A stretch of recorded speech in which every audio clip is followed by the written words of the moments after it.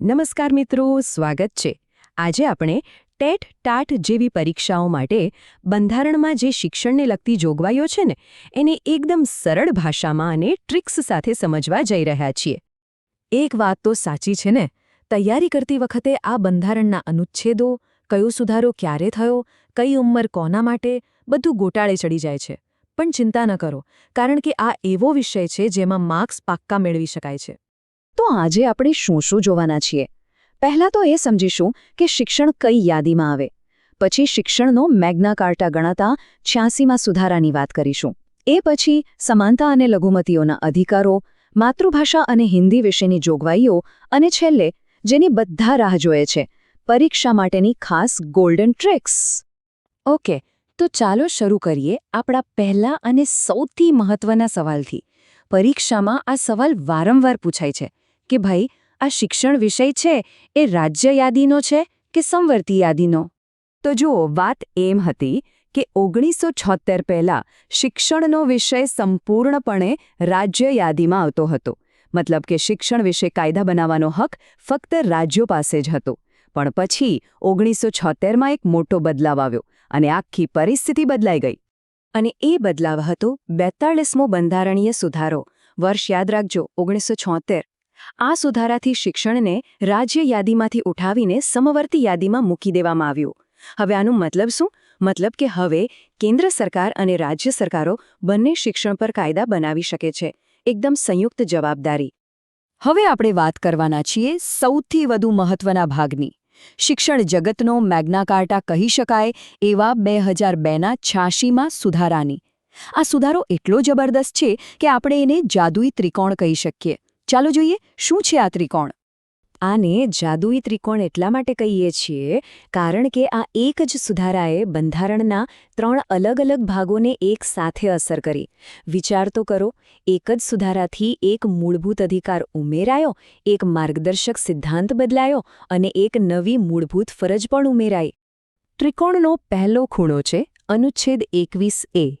આનાથી 6 થી 14 વર્ષના દરેક બાળકને મફત અને ફરજિયાત શિક્ષણનું મૂળભૂત અધિકાર મળ્યો.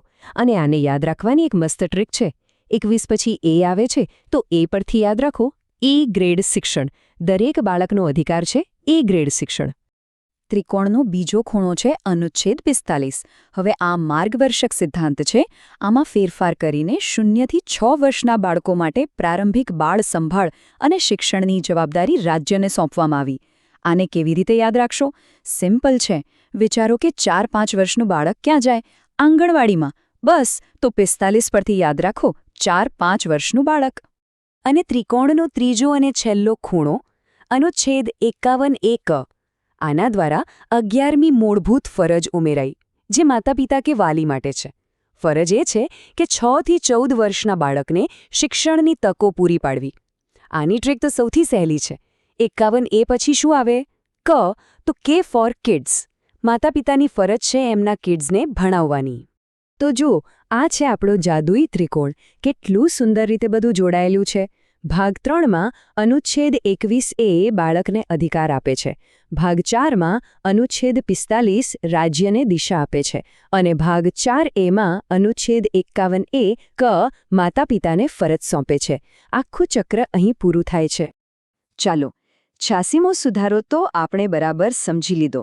પણ બંધારણમાં બીજા પણ કેટલાક મહત્વના અનુચ્છેદો છે જે શિક્ષણમાં સમાનતા અને ખાસ કરીને લઘુમતીઓના અધિકારોની વાત કરે છે.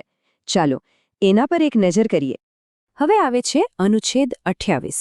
આ અનુચ્છેદ કહે છે કે જે શૈક્ષણિક સંસ્થાઓ સંપૂર્ણપણે સરકારી પૈસાથી ચાલે છે ત્યાં કોઈ ધાર્મિક શિક્ષણ આપી શકાશે નહીં. આને યાદ રાખવાની એક મજાની ટ્રીક છે. 2 એટલે 2 હાથ અને 8, તો જાણે 2 હાથ જોડીને ધાર્મિક શિક્ષણને ના પાડી રહ્યા હોય. 2, 8 એટલે કે 28. પછી છે અનુચ્છેદ 46. આ અનુચ્છેદ રાજ્યને કહે છે કે સમાજના નબળા વર્ગો, ખાસ કરીને SC અને STના શૈક્ષણિક અને આર્થિક હિતોનું ધ્યાન રાખે અને એને પ્રોત્સાહન આપે. આને યાદ રાખવા માટે એક ગુજરાતી ટ્રીક છે. 46ને આપણે શું કહીએ? છાલીસ. અને નબળા વર્ગો એટલે કે છેવાડાના લોકો, તો 46 અને છેવાડાના. થોડું મળતું આવે છે ને? બસ એના પરથી યાદ રહી જશે. હવે વાત કરીએ લઘુમતીઓના શૈક્ષણિક અધિકારોની. અહીં 2 અનુચ્છેદ ખાસ યાદ રાખવાના છે. અનુચ્છેદ 29 લઘુમતીઓને પોતાની ભાષા, લિપિ અને સંસ્કૃતિને બચાવવાનો અધિકાર આપે છે. અને અનુચ્છેદ 30 એમને પોતાની પસંદગીની શૈક્ષણિક સંસ્થાઓ જેમ કે મદ્રેસાઓ સ્થાપવાનો અને એનો વહીવટ કરવાનો અધિકાર આપે છે. ચાલો, અધિકારોની વાત તો થઈ ગઈ. હવે શિક્ષણમાં ભાષાનું શું સ્થાન છે? બંધારણ એના વિશે શું કહે છે? એના માટે 2 ખૂબ જ મહત્વપૂર્ણ અનુચ્છેદ છે. ચાલો એને સમજીએ. પહેલો છે અનુચ્છેદ 350 એ. આ ખરેખર ખૂબ જ અગત્યનું છે. એ કહે છે કે દરેક રાજ્યની એ ફરજ છે કે ભાષાકીય લઘુમતી જૂથના બાળકોને પ્રાથમિક શિક્ષણ એમની માતૃભાષામાં જ મળે. એ માટે પૂરતી સુવિધાઓ પૂરી પાડવી. અને બીજો છે અનુચ્છેદ 551. આ અનુચ્છેદ કેન્દ્ર સરકાર એટલે કે સંઘની ફરજ નક્કી કરે છે. એ ફરજ છે હિન્દી ભાષાના પ્રચાર અને પ્રસારને પ્રોત્સાહન આપવાની, જેથી હિન્દી ભારતની વિવિધ સંસ્કૃતિને જોડતી એક અભિવ્યક્તિનું માધ્યમ બની શકે.